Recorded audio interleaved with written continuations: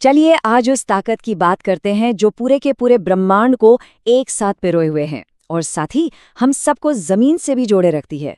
जी हाँ, हम बात कर रहे हैं गुरुत्वाकर्षण यानी ग्रेविटी की। तो तैयार हो जाइए इस गहरी और दिलचस्प दुनिया में उतरने के लिए।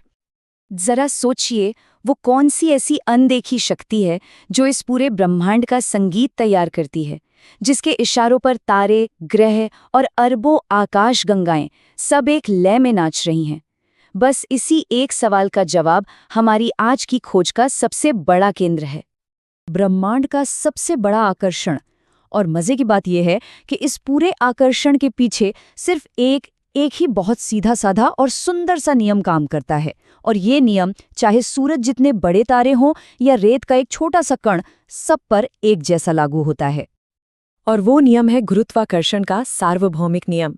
अब इसकी किताबी परिभाषा थोड़ी टेक्निकल लग सकती है। वो कहती है कि ब्रह्मांड की हर चीज दूसरी हर चीज को अपनी तरफ खींचती है, और ये खिंचाव कितना मजबूत होगा ये दो बातों पर निर्भर करता है। उन चीजों का वजन यानी मास कितना है और उनके बीच दूरी कितनी है। सुनने में भले कॉम्प्लिकेटेड लगे, पर इसका मतलब बस इतना है कि ये नियम हर चीज पर हर जगह लागू होता है। चलिए उस परिभाषा को दो एकदम आसान हिस्सों में तोड़ते हैं। पहला रूल, जिस चीज का मास जितना ज्यादा होगा उसका खिंचाव उतना ही जबरदस्त होगा। सीधी सी बात है, इसीलिए तो सूरज का खिंचाव पृथ्वी से कहीं ज्यादा है। और दूसरा रूल, चीजों के बीच दूरी जितनी ज्यादा होगी खिंचाव उतना ही कमजोर पड़ता जाएगा। यही तो वजह है कि हमसे करोड़ों मील दूर तारे हम पर कोई खास असर नहीं डाल पाते। तो अब जब हम ये बड़ा नियम समझ गए हैं, तो चलिए इसे अपने घर यानी हमारे सौर मंडल पर लागू करके देखते हैं। हमारा सोलर सिस्टम भी एक शानदार व्यू-ट्रू नृत्य की तरह है और इसके नियम बहुत पहले ही खोज लिए गए थे। और इस विश्व नृत्य के जो डांस स्टेप्स है वो बताए थे केपलर ने अपने 3 नियमों में। ये नियम हमें बताते हैं कि ग्रह सूरज के चक्कर एकदम गोल नहीं बल्कि अंडाकार रास्तों पर लगाते हैं। वो ये भी बताते हैं कि जब कोई ग्रह सूरज के पास होता है तो तेजी से चलता है और दूर होने पर धीमा हो जाता है। और तो और, किसी ग्रह को चक्कर पूरा करने में कितना समय लगेगा इसका उसकी दूरी से एक पक्का मैथमेटिकल कनेक्शन होता है। और ये सब मुमकिन है सिर्फ और सिर्फ गुरुत्वाकर्षण की वजह से। तो ब्रह्मांड से, सौरमंडल से होते हुए अब सीधा आते हैं अपने घर, अपनी पृथ्वी पर। लेकिन क्या ये दिलचस्प नहीं है कि हमारी अपनी धरती पर भी गुरुत्वाकर्षण की ताकत हर जगह बिल्कुल एक जैसी नहीं है? जी हाँ, पृथ्वी के ध्रुवों पर यानी पोल्स पर ग्रेविटी का खिंचाव थोड़ा ज्यादा मजबूत होता है, और वहीं भूमध्य रेखा यानी इक्वेटर पर यह थोड़ा सा कमजोर होता है। ऐसा पृथ्वी के आकार और अपनी धुरी पर घूमने की वजह से होता है।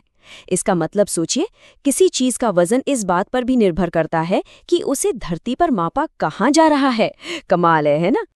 और बात सिर्फ इतनी ही नहीं है। जैसे जैसे हम पृथ्वी के केंद्र से दूर जाते हैं, गुरुत्वाकर्षण का खिंचाव कम होता जाता है।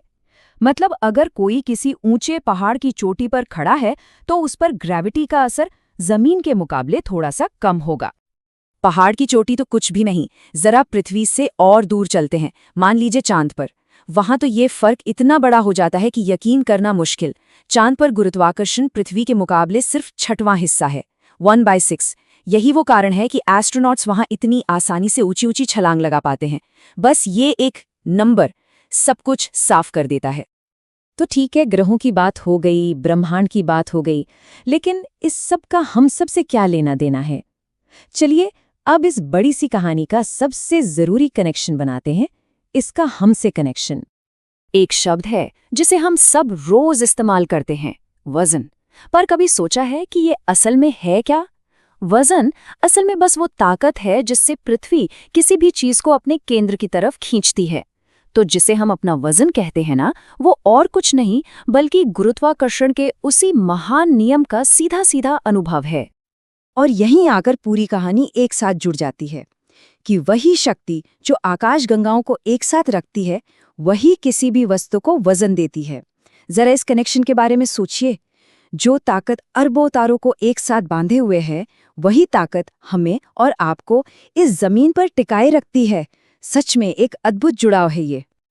तो अब हम ये तो समझ गए कि गुरुत्वाकर्षण एक ऐसा खिंचाव है जिससे कोई नहीं बच सकता। लेकिन फिर एक सवाल उठता है, अगर ग्रेविटी हर चीज को नीचे ही खींचती है, तो फिर कुछ चीजें पानी पर तैरती क्यों हैं? या गुब्बारे हवा में ऊपर क्यों जाते हैं?